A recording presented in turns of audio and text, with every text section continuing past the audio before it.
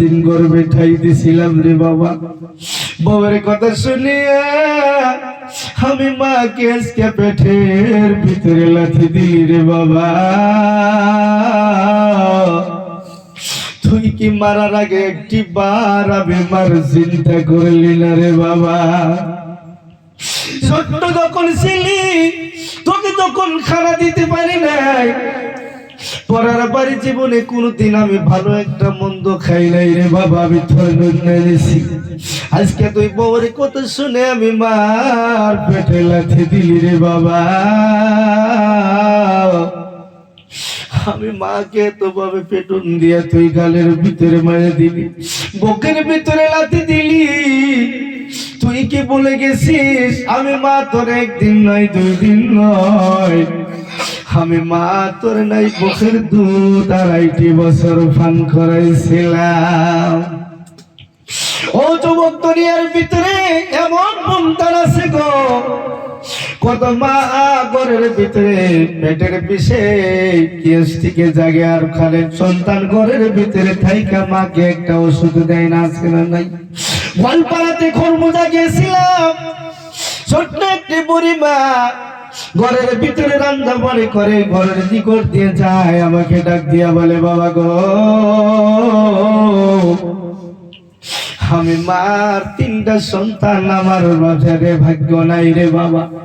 তুমি যদি আসছাও পিতা মাতা আর কিছু বয়ান করবা, আমার সন্তান গুলা জানি একটু বুঝে আসি।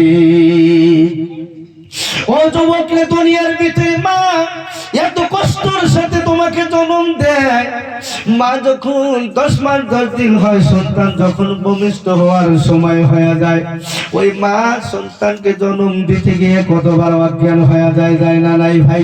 আকাশ থেকে আল্লাহ বলে, ওই মা যখন সন্তান জন্ম দিতে যায়, ওই মা যখন সন্তান প্রসবের বেদনায় যখন মা একটি করে চিৎকার মারে, আমি আল্লাহ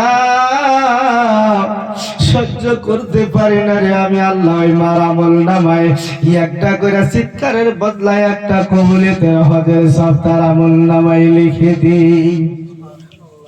ও যুবক রে, মনে রেখো, মার দোয়ায় সন্তান বড় হয়, মার দোয়ায় সন্তান কোটিপতি হয়, মার দোয়ায় সন্তান বড় আলিম হয়, মার দোয়ায় সন্তান উকিল হয়, মার দোয়ায় সন্তান বড় অফিসার হয়ে যায়।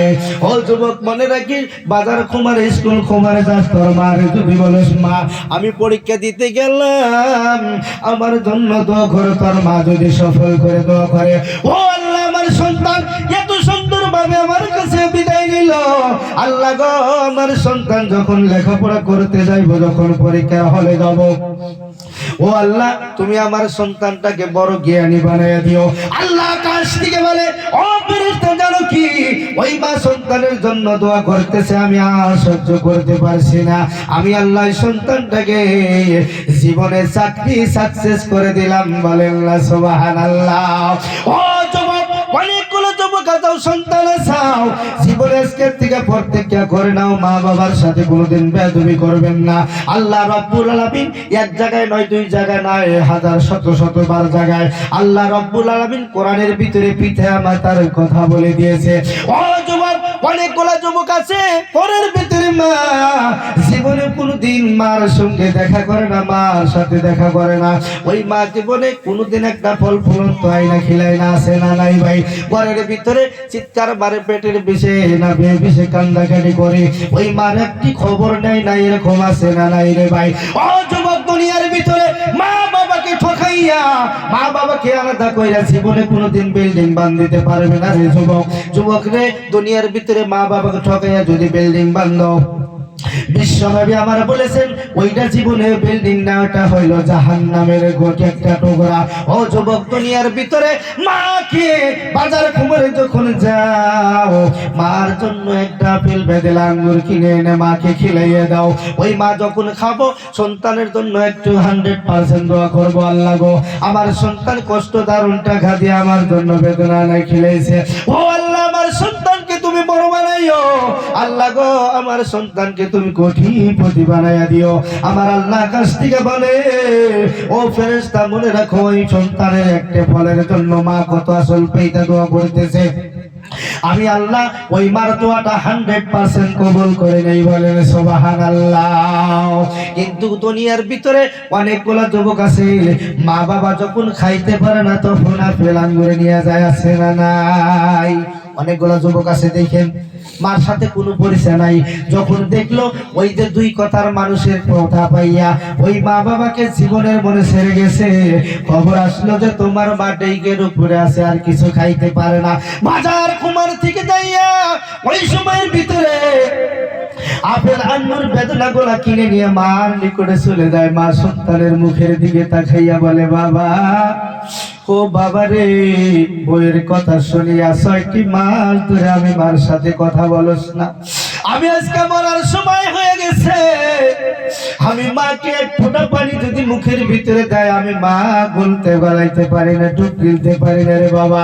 আজকে আমার জন্য বাজার কুমার থেকে আপেল আঙ্গুর কিনে আনছিস রে বাবা, আমি যখন খাইতে পারতাম জীবনে কোনদিন আমাকে আপেল আঙ্গুর খিলাইলি না রে বাবা।